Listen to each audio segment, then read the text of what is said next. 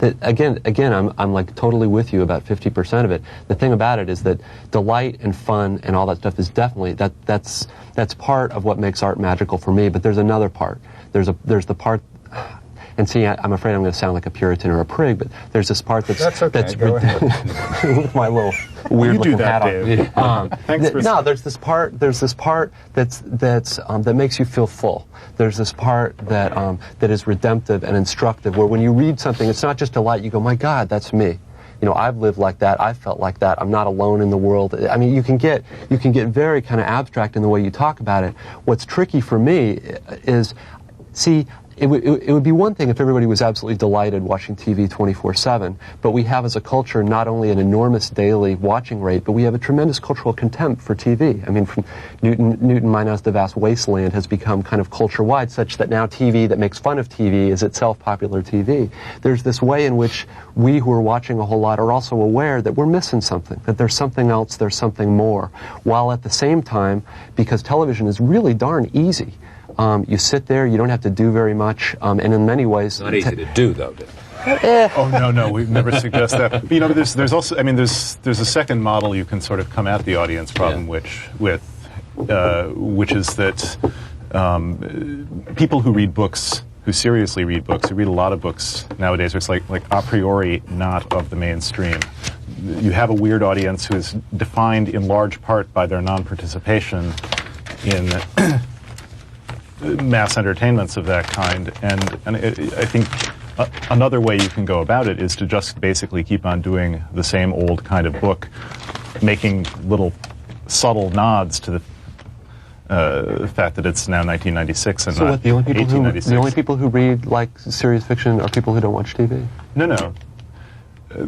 Thank you for drawing that out for me, Dave. If I've misheard, enlighten me. My impression is that people who read a lot of books, just seat of the pants sense is that they do that because they don't fit in some way. At some point in their lives, they've found solace. They have found it necessary to engage with books because the community, the society around them is not giving them everything they need. And I think that's a fair description of a person who continues to read challenging books that require sort of an effort of concentration. Yeah, I want to ask that. You know, I didn't read that many novels starting out. Fiction was kind of disapproved of in my household. My mother in particular thought there was something immoral about fiction. It was lies. Why would you read a book full of lies? This never happened. This was made up. First semester at college, I tried to understand what Emily Dickinson was doing in a 12-line poem. It was certainly intellectually the hardest thing I had ever done. I was raging because, again, I thought she was kind of a bad writer. She didn't know how to rhyme words. The words don't really rhyme right. She uses all these sort of slant rhymes. And just wrestling with these 12 lines. I can still quote the entire poem because I wrestled so hard with it. And I managed, normally I wrote easily. I would just write a lot of nonsense, a lot of bullshit in my papers, and because I wrote well, I would get A's. But that wasn't the case at college. I'd tried that and I'd gotten a C, and I was like, don't you know I'm supposed to get A's? So I managed to squeeze out 2 pages widely spaced about this poem, and the professor said, yes, you've understood the poem. And I realized, first of all, that writing is a lot harder than I'd had any idea. That you had and that what was hard about it was the thinking that had to be behind it. And B, that there's more to meet that meets more than meets the eye when you encounter a text. That what seems like a silly, badly rhymed poem, in fact, the more you look at it, the more you find in it.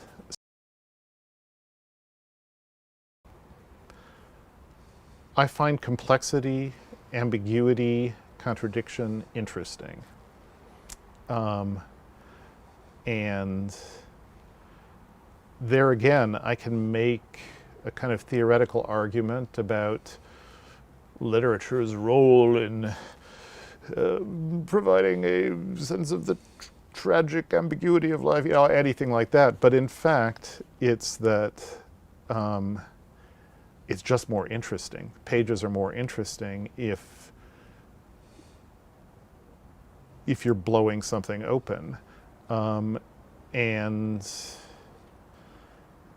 it has to do, I think, with, ultimately I'm trying to entertain. I'm trying to give the reader a good time. And for me as a reader, part of a good time is a sense of, wow, this is so interesting.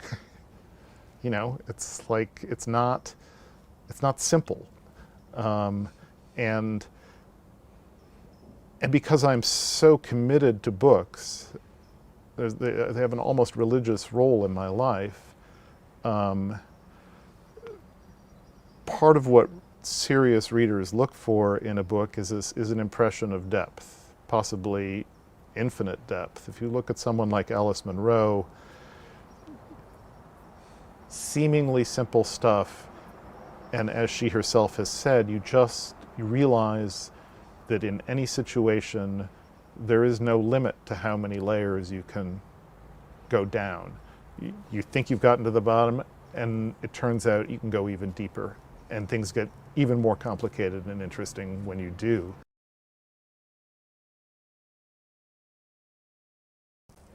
Change.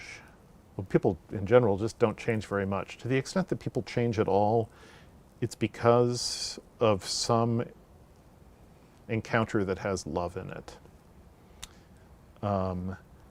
You will change your feelings.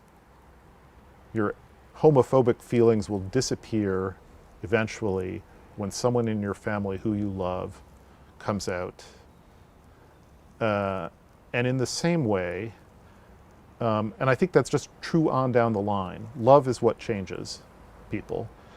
And so if you take literature seriously and you think you might be changed by a book, that's not going to happen unless you love the book.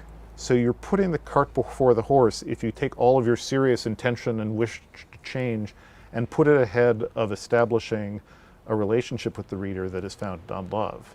And in other words, the reader has to love the book, has to be feeling like, I love some part of it. I love that story, or I love this character, or I love these descriptions because they remind me so much of the inside of my, whatever it is, you have to establish that love, and of course, what is love but pleasure in the company of, it's other things, but so I think pleasure actually always has to come first. And you start to self-marginalize as a novelist if you take yourself so seriously. You think you don't have to worry about the reader experiencing pleasure. So books, literature can change people. They have the power to change people, maybe save people, as there are other boys like you were in 9th grade and flew into literature. Yes. I mean, save is a strong word for what literature can do, but I have felt saved by books. I can name them at various points, usually in dark periods, to happen upon a book that seems to be speaking directly to me, even though the author didn't know me.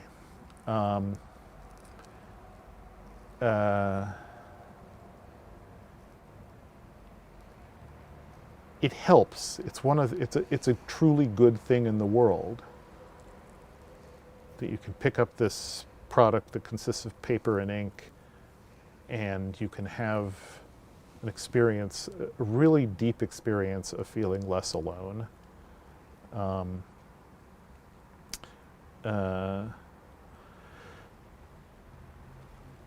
There are still misfits. There will always be misfits. There's probably some simple genetic reason why we will never become completely conformist. And I think, I do worry that the power of technology is so strong that we will see fewer people able to find the private space in which to develop a relationship with books. I worry also that it will become increasingly the province of the very privileged. The privileged don't let their kids be on video screens night and day. It's the unprivileged who do that.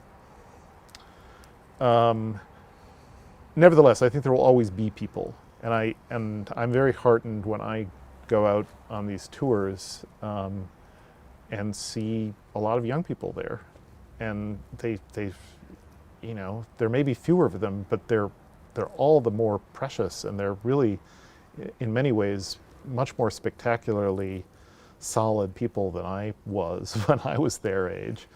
So yeah.